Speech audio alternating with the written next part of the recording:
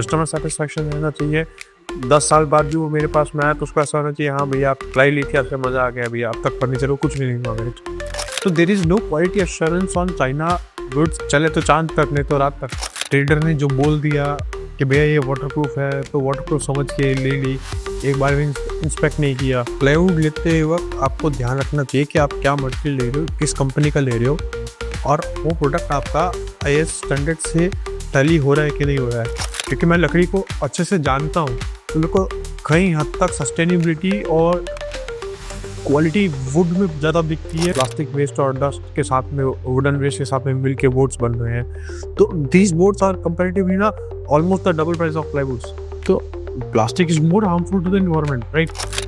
मैंने back filter लगाए, water scrubber लगाए, आप ताकि पॉल्यूशन कम हो, एमिटेंट्स बाहर कम जाए। आप सेल्फ कमिटमेंट है आपसे। मेरी सेल्फ कमिटमेंट है कि मेरे को एनवायरनमेंट में आर्टिफिशियल इंसेक्ट्स नहीं छोड़ने हैं, क्योंकि eight the end of the day मेरे को भी उसी एनवायरनमेंट में रहना है। बिल्कुल बिल्कुल, अपनी फैमिली भी यही रह रही है। बिल्कुल जी। इंडस्ट्रीज BIS के अनुरूप काम कर रही है और क्वालिटी मटेरियल बना रही है, ISO स्टैंडर्ड्स को, हर प्रकार के मानकों को फॉलो करके काम कर रही है। उन लोगों के लिए भविष्य बहुत सुनहरा होगा। नमस्कार दोस्तों, मेरा नाम है विशाल। स्वागत है आपका क्रिएटिव कास्ट पॉडकास्ट के इस नए एपिसोड में। दोस्तों, आज का अपना एपिसोड जो है वो टिम्बर इंडस्ट्री पे है। टिम्बर इंडस्ट्री जिसके अंदर प्लाईवुड भी आती है, इसके अंदर बहुत सारे टेक्नोलॉजिकल एडवांस और अपग्रेड्स पिछले कई सालों में हो रहे हैं, जो कि एक पॉजिटिव चीज़ है।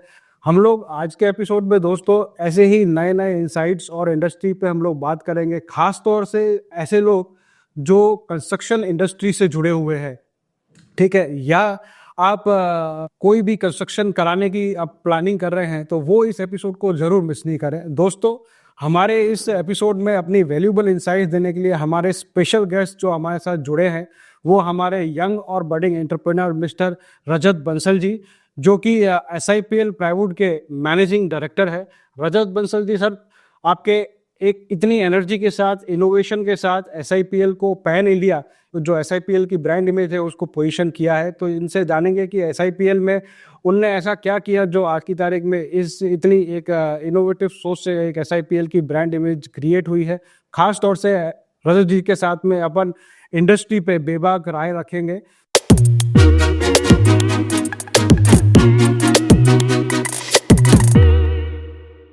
तो रजत जी का अपन स्वागत करते हैं। नमस्कार रजत जी। नमस्कार जी।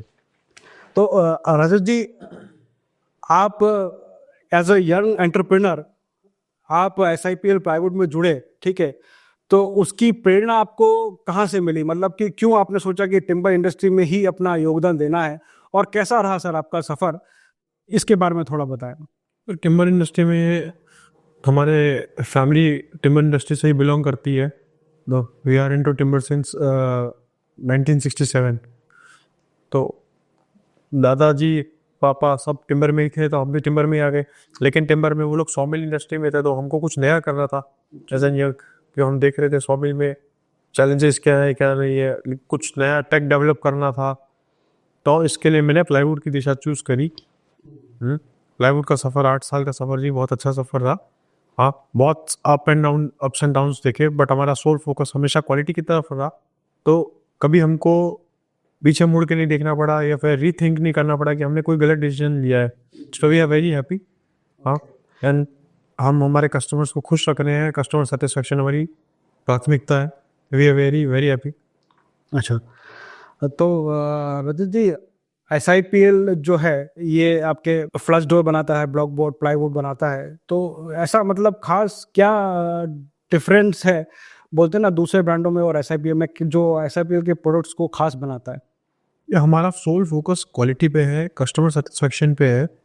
और रही बात क्वालिटी की, तो हम लोग, हमारा टैगलाइन ही है क्वालिटी बिगिंस फ्रॉम इनसाइड। तो हम लोग प्लाईवुड के अंदर, प्लाईवुड हो, फ्लश डोर, ब्लॉक बोर्ड हो, कुछ भी हो, उसके अंदर हम लोग क्वालिटी के अंदर जो अंदर रॉ मटेरियल डाल रहे हैं, रॉ मटेरियल पे कोर फोकस रहता है हमारा कि हम अंदर अच्छा मटेरियल डालें। ओके, कि अंदर रॉ कोर डाल रहे हैं तो कोई कोर गैप नहीं हो, फुल्ली फिल्ड हो, रिप्स, अदर ब्लॉक बोर्ड्स हैं, फ्लश डोर्स हैं, अंदर बेडिंग पट्टी एकदम फुल हो। ओके। फिर कैलिब्रेटेड, हम लोग कैलिब्रेटेड मटेरियल बना रहे हैं। आज की डेट में हम लोग प्लाईवुड हो, फ्लश डोर हो, ब्लॉक बोर्ड हो, सब चीज़ कैलिब्रेटेड बनाते हैं। कहीं कोई वेरिएशन नहीं, कुछ नहीं। आज टच टेक जैसे जैसे आगे बढ़ती जा रही है, प्लाईवुड फ्लेक्सिबल ब्लॉकवुड से सब लोग कॉस्टिंग सेव करने के लिए लोग लैमिनेशन यूज़ कर रहे हैं, लेकिन वो लैमिनेटेड मशीन्स यूज़ करते हैं। क्या आज कोई कारपेंटर से काम करवा रहे हैं, कारपेंटर लेबर वर्क से काम करा रहे हैं, लेबर वर्क करा रहे हैं, तो उसमें ऑलमोस्ट डबल प्राइस लगता है compare to machinery. Lamination charge लगता है। और भी बहुत सी चीज़ें होती है जब आप फर्नीचर डेवलप कर रहे होते हैं, तो जहाँ पे आपका मशीनरी का काम उपयोग ज़्यादा हो जाए और लेबर का उपयोग कम हो, तो वहाँ पे आपको क्वालिटी मटेरियल की आवश्यकता पड़ती है। तो हम लोग वही क्वालिटी मटेरियल बना रहे हैं, calibrated plywood, calibrated flush door, calibrated blockboards. कोई भी किसी प्रकार का कंडुलेशन नहीं है, कोई वेवीनेस नहीं है, एकदम इवन थिकनेस, इवन क्वालिटी। जी। तो राजत जी, प्लाईवुड इंडस्ट्री के अंदर लोग बाग क्लेम करते हैं कि बोलते हैं ना कि उनके प्रोडक्ट्स आपके वाटर प्रूफ, टर्माइट प्रूफ, ठीक है।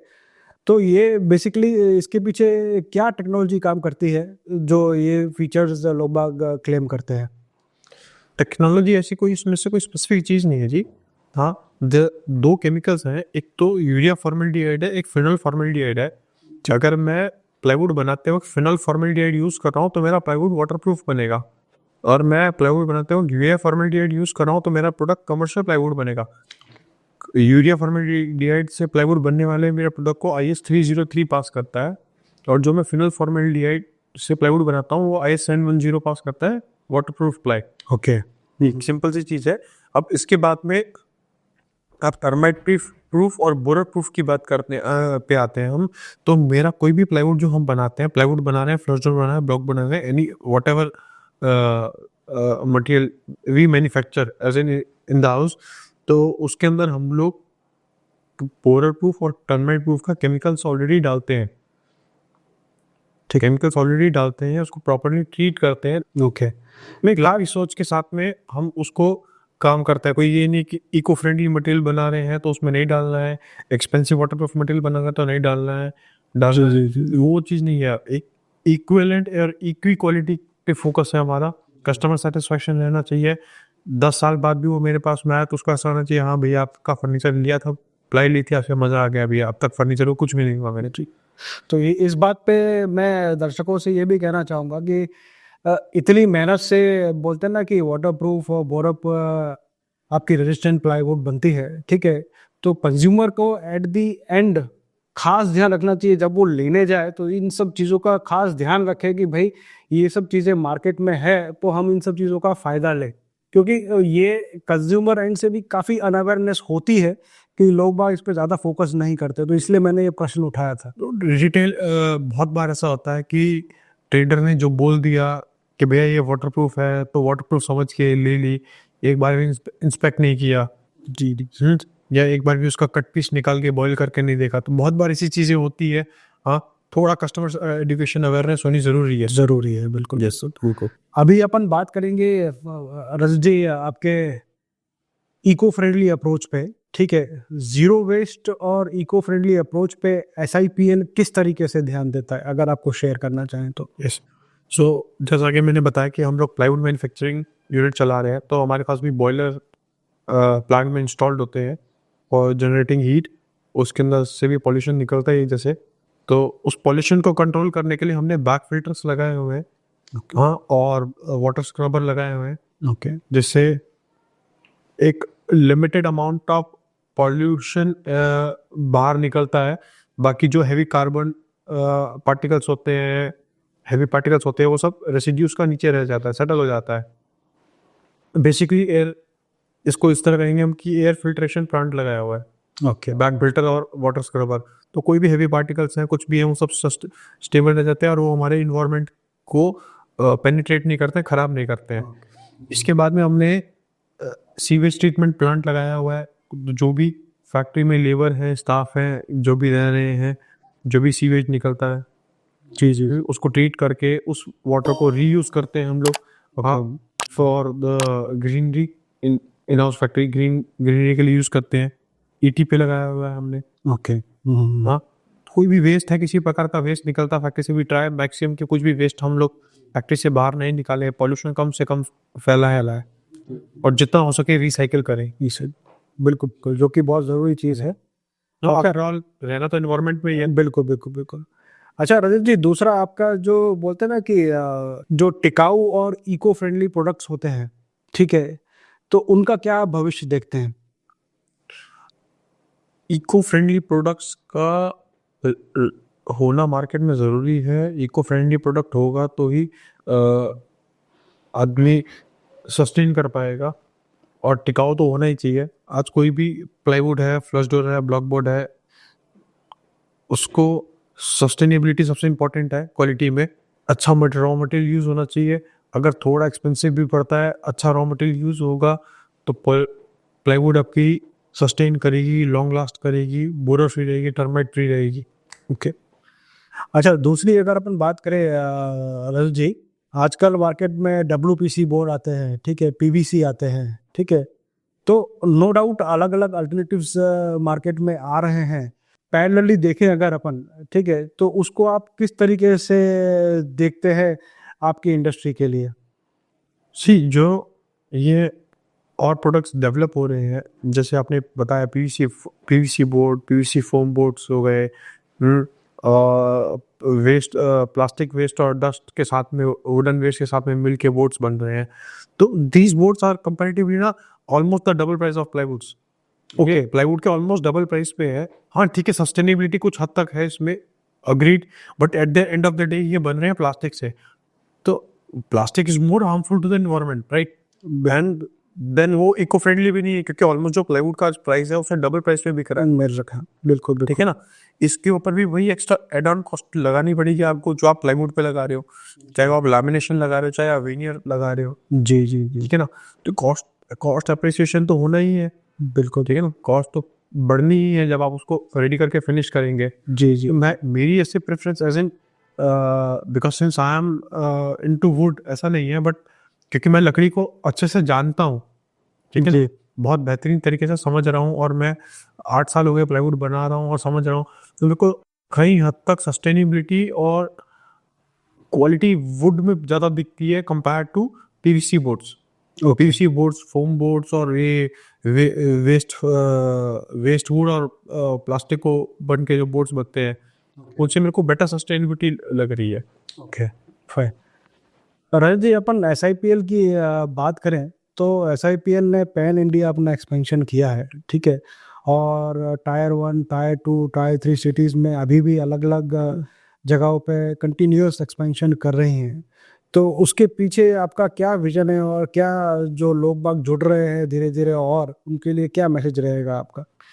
जी, पहला पॉइंट तो ऐसा है कि मेरा एक्सपांशन करने का तरीका रैपिड एक्सपांशन करने का तरीका नहीं है। मेरा एक्सपांशन करने का तरीका है, मैं स्लो जाता हूँ, स्लो एक्सपांशन पे बिलीव करता हूँ, लेकिन मैं कस्टमर सेटिस्फैक्शन पे थोड़ा ज़्यादा बिलीव करता हूँ।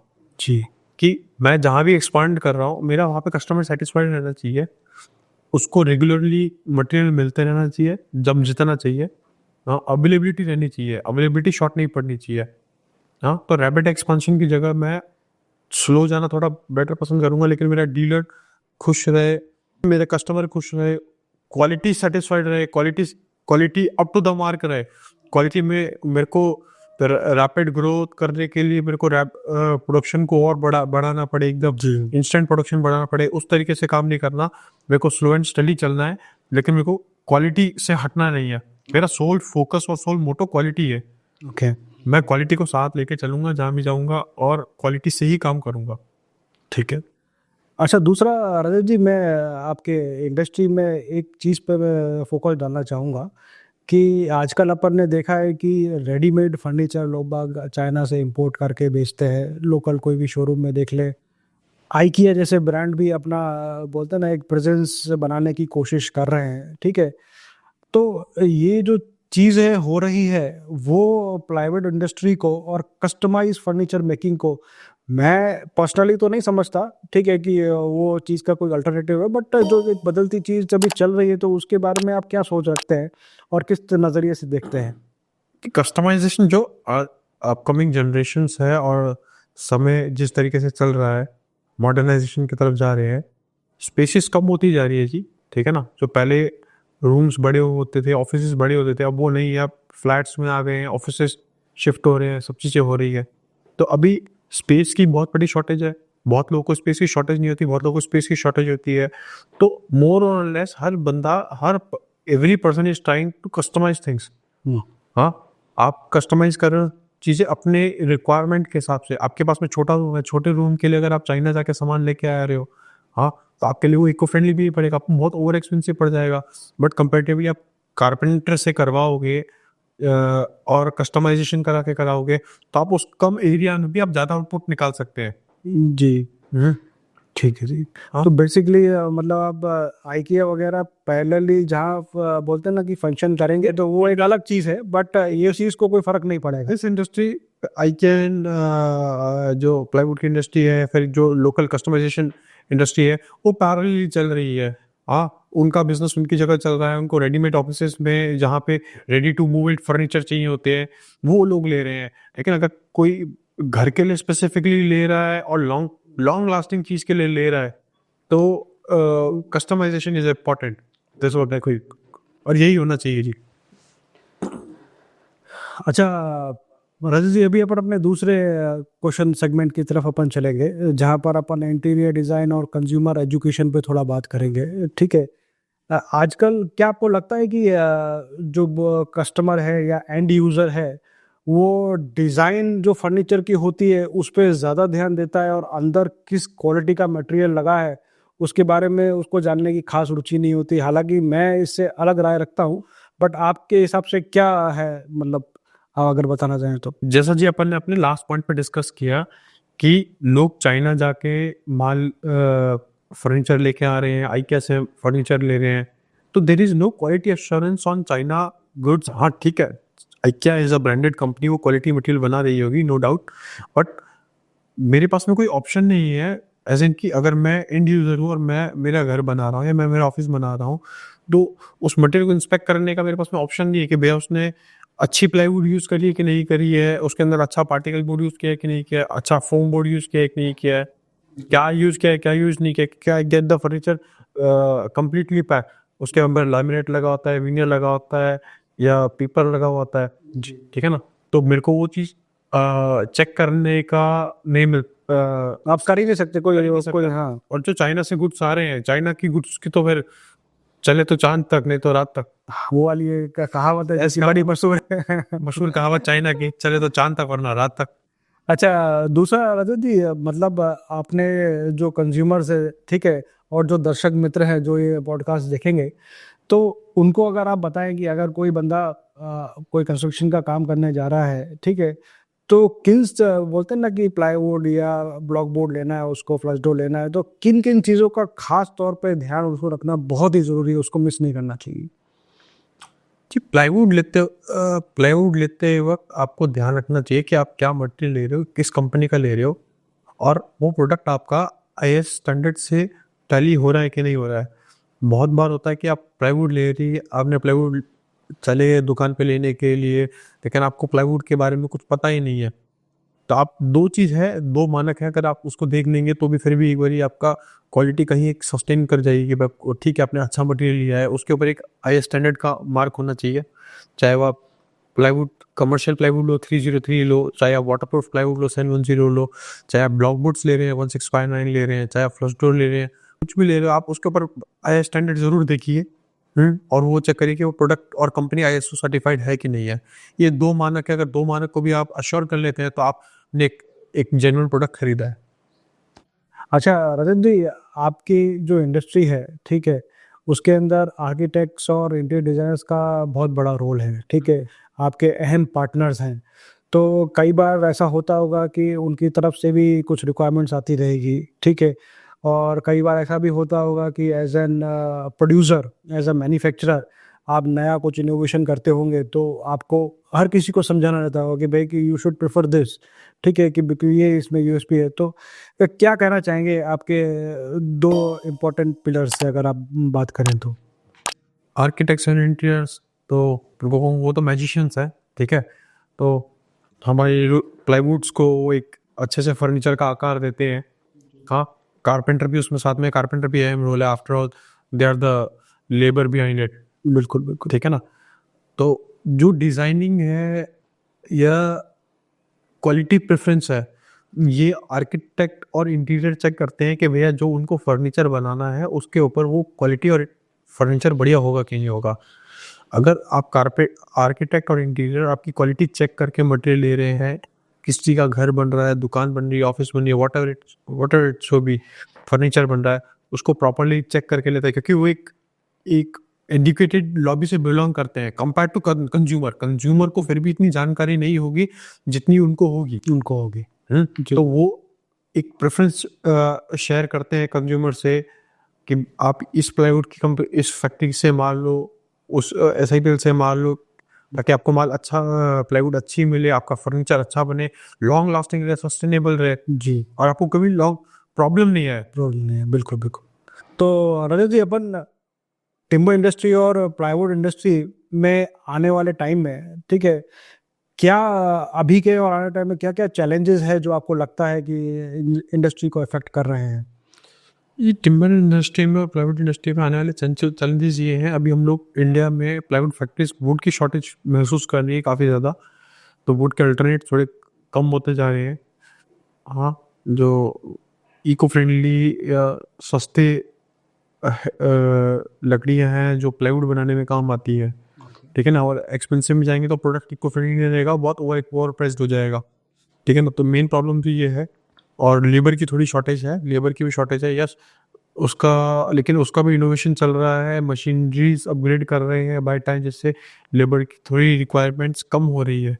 ओके, ऑटोमेशन की तरफ जा रहे हैं, बिल्कुल ऑटोमेशन की तरफ जा रहे हैं, टेक डेवलप कर रहे हैं, और बहुत सारा टेक डेवलप भी हो चुका है, जिससे काफ़ी हद तक लेबर डिक्रीज हो गई है।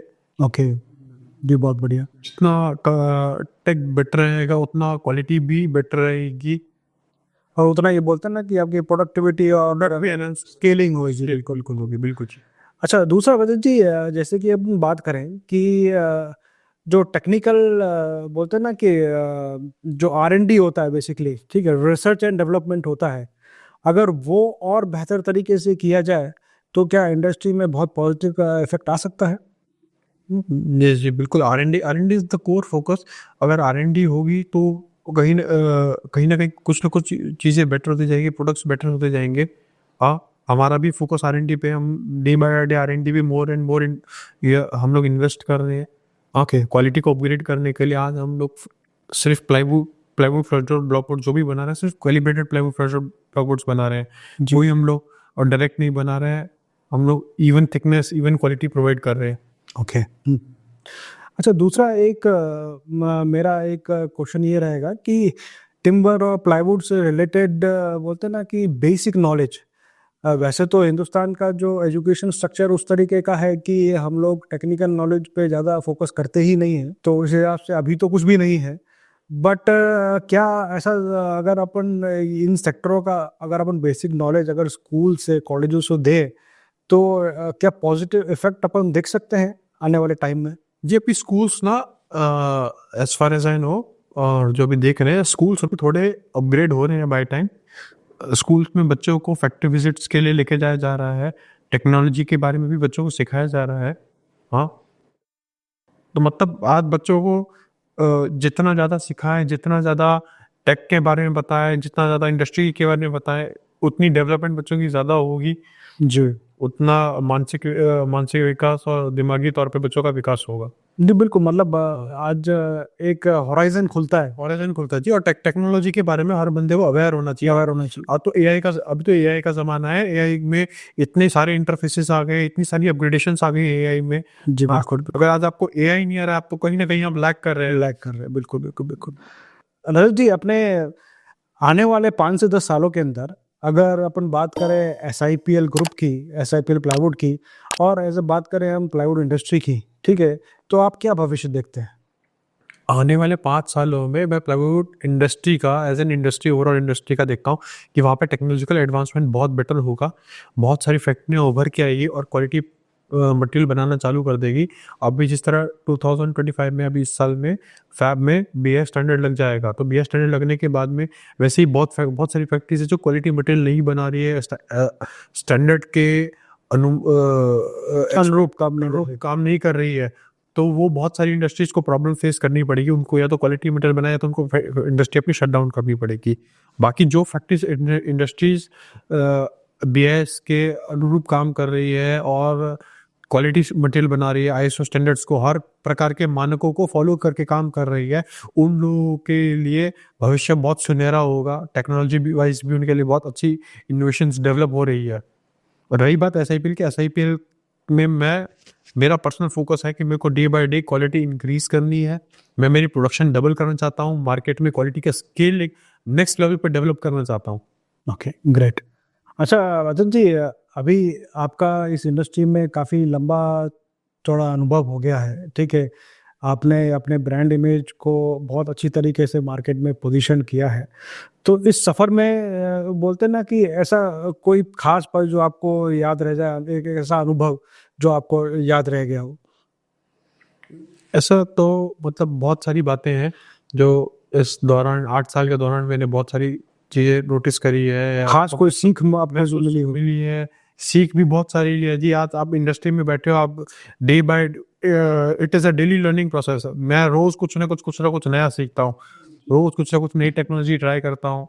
हाँ, जैसे आपको इन्वायरमेंट को सस्टेनेबल इन्वायरमेंट बनाने के लिए मैंने बैक फिल्टर लगाए, वाटर स्क्रबर लगाए, हाँ, ताकि पॉल्यूशन कम हो, एमिटेंट्स बाहर कम जाए। हाँ, तो इंडस्ट्री में ये करके ये भी डेवलपमेंट ही है। हाँ, it is not development to the quality but it is development to the environment. ये सेल्फ कमिटमेंट है आपका? मेरी सेल्फ कमिटमेंट है कि मेरे को एनवायरमेंट में ऑक्सीजन इंसेक्ट्स नहीं छोड़ने हैं, क्योंकि eight the end of the day मेरे को भी उसी एनवायरमेंट में रहना है। बिल्कुल बिल्कुल, अपनी फैमिली भी यही रह रही है। बिल्कुल जी। और क्वालिटी की बात आती है जी, क्वालिटी में भी मेरा वही फोकस है कि मेरे को day by day quality increase करनी है। जितनी बेहतर क्वालिटी, जितनी बेहतर प्लाई, जितनी बेहतर फर्स्ट और ब्लॉक बोर्ड, उतना ही मार्केट में अच्छा मटेरियल जाएगा। लोग बाग जो भी माल खरीदेंगे उनको एक न्यू वाइब आएगी। 10 साल, 15 साल, 20 साल, 50 साल उनको फर्नीचर में कोई प्रॉब्लम नहीं आएगी दूर दूर तक। जी बिल्कुल बिल्कुल। कस्टमाइजेशन भी हम करके देते हैं। कोई कस्टमाइजेशन अगर कुछ मांगे तो हम वो भी करके देते हैं। तो हर एक चीज़ का ओके, फैसिलिटी प्रोवाइड मिलती है, तो अच्छा लगता है। अच्छा लगता है, बताए रजत जी। अपने नए एंटरप्रेन्योर्स जुड़ रहे हैं, ठीक है, आपके जो प्लाईवुड इंडस्ट्री में, टिम्बर इंडस्ट्री में, जो अलग अलग जो रिटेलर्स होते हैं या कोई नया जो बिजनेस डालता है हार्डवेयर का, ठीक है, ऐसे जितने भी नया बिजनेस कोई डाल रहे हैं या जिनका पुराना है, तो उन सब के लिए आपका क्या मैसेज रहेगा? ये सोल फोकस ऑन क्वालिटी। आप क्वालिटी पे फोकस करो, आप BIS के मानकों के साथ में काम करो, तो आपका व्यापार अच्छे से फलेगा फूलेगा। आप अगर क्वालिटी पे फोकस नहीं कर रहे हो तो आप कहीं ना कहीं लैग करोगे। We face lot of problems. जैसा जैसा समय आगे बीत रहा है, एवरीवन, हर बंदा फोकस कर रहा है क्वालिटी के ऊपर। क्वालिटी से ही काम चलेगा। अच्छा रजत जी, मेरा इस सेगमेंट में मेरा दूसरा प्रश्न भी इससे थोड़ा मिलता जुलता ही है कि SIPL की सफलता का मेन, अगर अपन एक संक्षिप्त में बताएं तो मेन सफलता का राज आप किसे मानेंगे? Sir, quality. क्वालिटी एक ही जवाब है, क्वालिटी। हम क्वालिटी पे फोकस करते हैं। दूसरा, एक कस्टमर एजुकेशन भी प्रोवाइड करते हैं। कोई अगर आता है मटेरियल लेने, हम उसको फैक्ट्री प्रॉपरली विजिट कराते हैं, मटेरियल दिखाते हैं कैसे मैन्युफैक्चर होता है और हाउ द प्रोसेसेस, हम लोग क्या क्या प्रोसेसेस फॉलो करते हैं प्लाईवुड बनाने के लिए, फ्लशर बनाने के लिए, ब्लॉकवुड्स बनाने के लिए। मतलब इट इज़ वेरी ट्रांसपेरेंट। तो हम लोग ऐसे छुपा के नहीं रखते कि हम नहीं जाने देंगे फैक्ट्री में वो है ये है। हाँ, वो ट्रांसपेरेंट सा बिजनेस है, क्लीन बिजनेस रखते हैं। आए, आपको माल दिखाए, गुड्स दिखाए, आपको फैक्ट्री पूरी विजिट कराई कि हम ऐसे ऐसे स्टैंडर्ड से माल बना रहे हैं, ये क्वालिटी है, हम ये हर एक प्रकार के नॉर्म्स फॉलो कर रहे हैं। हाँ, चाहे आप वो लेबर के लिए सेफ्टी इक्विपमेंट्स का हो, चाहे आप वो इन्वायरमेंट को सेव करने के लिए पॉल्यूशन कंट्रोलिंग मेजर्स का हो, चाहे आप क्वालिटी प्लाईवुड की क्वालिटी के लिए आप टर्माइट या बोरो प्रूफ केमिकल बोरो डालना है। जी जी जी। Every process is simplified and to the point. कोई भी चीज़ में ऐसा नहीं है कि हमने जुगाड़ू वाला काम नहीं है। जुगाड़ू वाला काम नहीं करते हम लोग प्रॉपर ऑथेंटिक काम करते हैं। यस। अच्छा रजत जी, जो बेसिकली किसी भी ऑर्गेनाइजेशन से मैंने देखा है आपको, हमेशा आप CSR एक्टिविटीज़ में बोलते हैं ना कि बढ़ चढ़ कर भाग लेते हैं, ठीक है। तो कुछ मैं दर्शकों को लिए भी बोलते हैं ना कि आपके ये चीज़ के बारे में जानना चाहूँगा। तो खास आप किन किन CSR एक्टिविटीज़ में आप खास फोकस रखते हैं? हमारा मेन फोकस है गर्ल चाइल्ड एजुकेशन में। और दूसरा हम लोग फोकस करते हैं, मैं एक एनजीओ से जुड़ा हुआ हूँ, राउंड टेबल इंडिया का नाम से। तो हमारा फोकस उस एनजीओ में हमारा फोकस रहता है to build classrooms for under privilege children. Okay, हम लोग क्लासरूम्स बनाते हैं अंडर प्रिविलेज चिल्ड्रन के लिए, ताकि बच्चा पढ़े लिखे, हाँ एटलीस्ट उसको कब आगे फ्यूचर में पढ़ाई लिखाई उससे साथ में रहेगी, नॉलेज साथ में रहेगी, तो उसको आगे प्रॉब्लम्स फेस नहीं करनी पड़ेगी, एक बेटर वर्जन बच्चे का निकल के आएगा। क्या आएगा, बिल्कुल बिल्कुल बिल्कुल। अच्छा, एक थोड़ा सा एक हल्का सा फन सेगमेंट है हमारा, जो अंत हमारा पॉडकास्ट का आ गया है। तो एक रैपिड फायर राउंड हम लोग 2 क्वेश्चन पूछेंगे रजत जी से। रजत जी, SIPL के काफ़ी सारे प्रोडक्ट हैं, ठीक है, तो अगर मैं आपसे पूछूं कि फेवरेट प्रोडक्ट आपका कौन सा होगा? Block board, double core calibrated block board. अच्छा, ठीक है। और अगर अपन बात करें SIPL के बारे में, कि SIPL को डिफाइन करना है आपको एक शब्द में, तो क्या बोलेंगे? 2 शब्द जी, क्वालिटी एंड ट्रस्ट। चलिए, कोई बात नहीं, इतना लिवरेज तो हम दे सकते हैं। तो रजत जी, आपने यहाँ पे आए और इंडस्ट्री पे इतने वैल्यूबल इंसाइट्स थी, ठीक है, SIPL की ग्रोथ जर्नी के बारे में बताया, तो बहुत ही अच्छा लगा। उम्मीद है हमारे दर्शकों को बहुत ही वैल्यूबल इंफॉर्मेशन मिली होगी, जो कि उनको काम आएगी अपने फ्यूचर प्रोजेक्ट्स के लिए। हम इस चीज़ के लिए रजत जी का खास तौर पे बहुत बहुत शुक्रिया करते हैं। बहुत बहुत धन्यवाद रजत जी।